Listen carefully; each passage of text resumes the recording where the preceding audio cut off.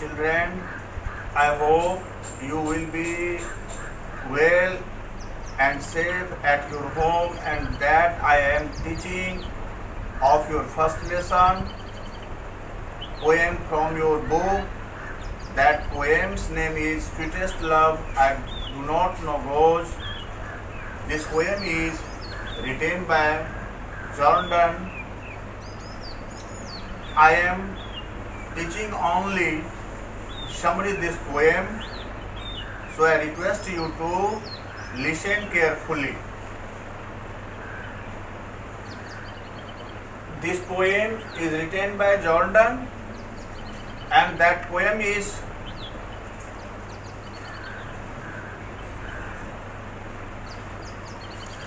related of sweetest love. So the poet is going to Germany, leaving his wife. Behind, she is very sad to part with him. He consoles his wife. He says, "Sweetest love, I am not going because I am tired of you, nor in the hope that I shall find a better love out there. But since I will eventually die, it is best to amuse myself by dying fine deaths." And his Hindi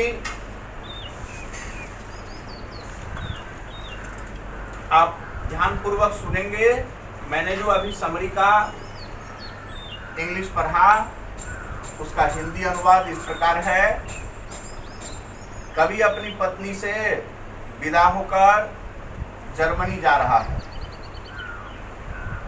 और वह अपनी पत्नी से कहते हैं, उनकी पत्नी बहुत उदास है और उनसे कहती है कि वह अपनी पत्नी को सांत्वना देते हुए कहते हैं कि प्रिय, मैं इसलिए नहीं जा रहा हूँ कि मैं तुमसे तंग आ गया हूँ, न ही इसलिए कि मुझे वहाँ तुमसे अच्छी प्रेमिका मिल जाएगी, परंतु अंत में मुझे मरना है।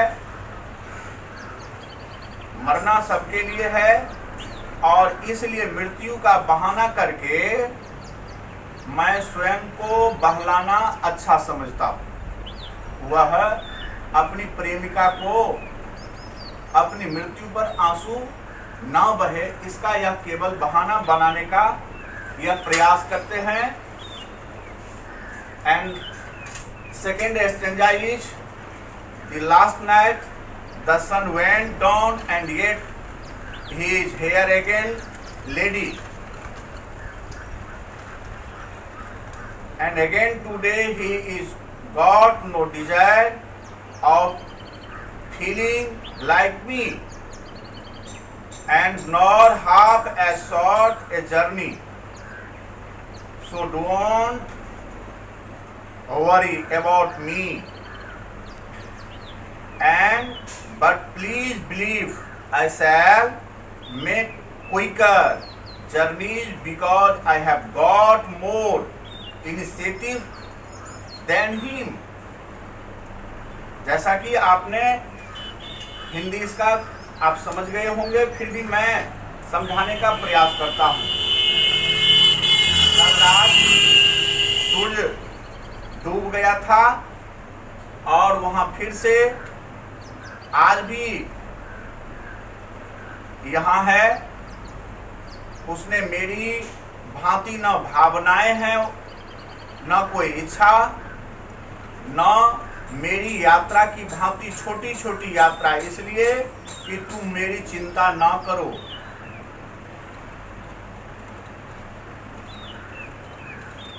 और स्टेंजा में आप इसको भली भांति समझेंगे कि कवि जो हैं यह कहना चाहते हैं कविता के माध्यम से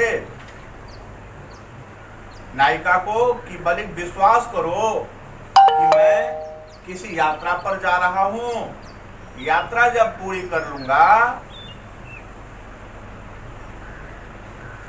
तो मैं आऊंगा,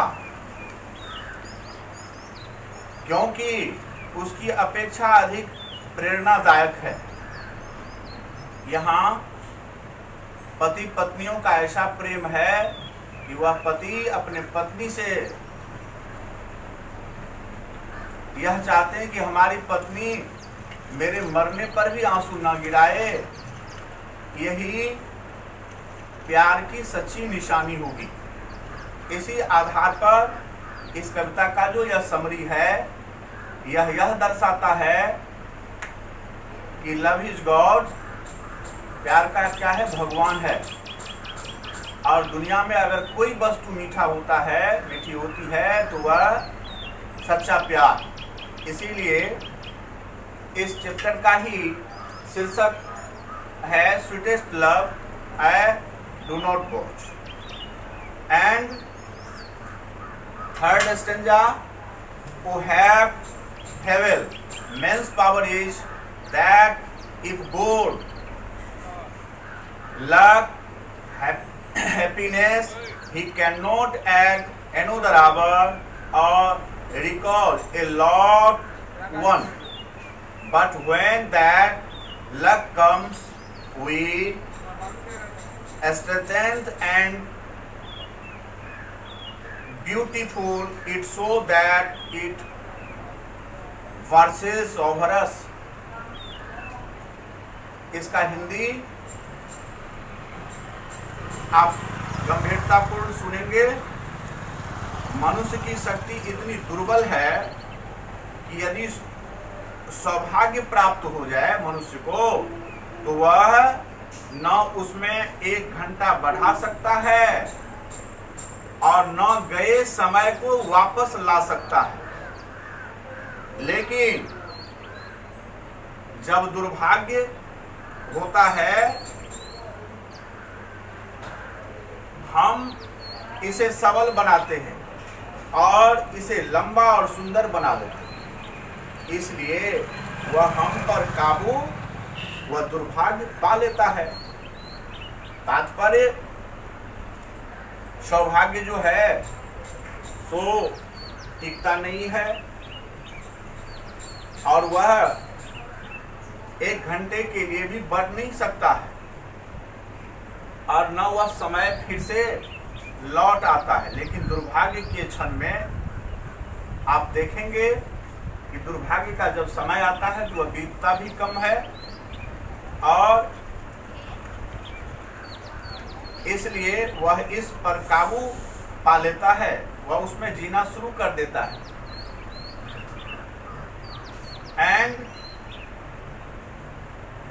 when you sigh, you do not sigh, ere you sigh my soul away. When you weep, both kind and cruel, my life's bold decay. It can be true that you love me, like you say. If you, who is that better? Of me, lay waste my life in yours. अर्थात जब हम किसी का आहें भरते हैं या आप आहें भरते हो तो आप वायु को नहीं छोड़ती, तुम मेरी आत्मा को सुखाती हो, तुम दया से या निर्दयता से रोती हो। मेरा जीवन पोषण करने वाला खून नष्ट होता है। यह सच नहीं होता यह सच नहीं हो सकता कि तुम मुझसे प्यार करती हो, जैसा कि तुम कहती हो कि यदि मेरी जान जो तुम्हारे अंदर है उसे बर्बाद करती हो, क्योंकि तुम मेरा बेहतर भाग हो। कभी अपनी पत्नी से यह विभिन्न प्रकार की बातों को कहते हुए उसे अपनी सांत्वना देना चाहती, चूंकि दोनों का जुदाई होने वाला है। At last this poem summaries, do not let your prophetic heart force me ill in case destiny takes your place and fulfills your fears. Instead, think of us as merely turned aside to sleep. Those who keep one another's memory alive are never parted. यहाँ कभी इस कविता के माध्यम से अर्थात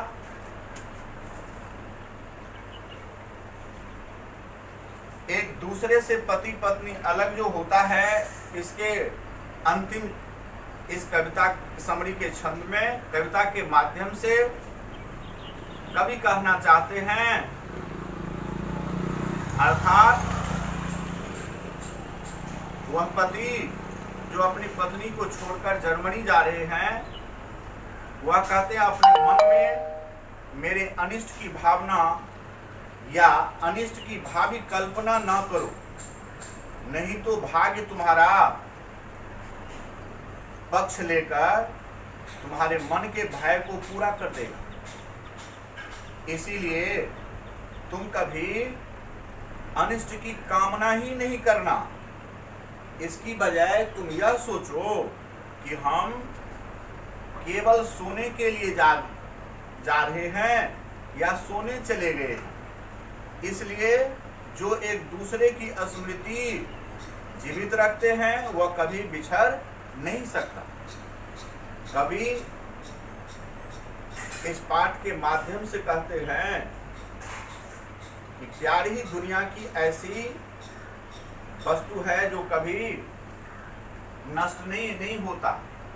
इसे न तो आग जला सकता है, न पानी इसे डुबा सकता है, न मिट्टी इसे सड़ा सकता है। अर्थात इस कविता का यह समरी लास्ट हुआ और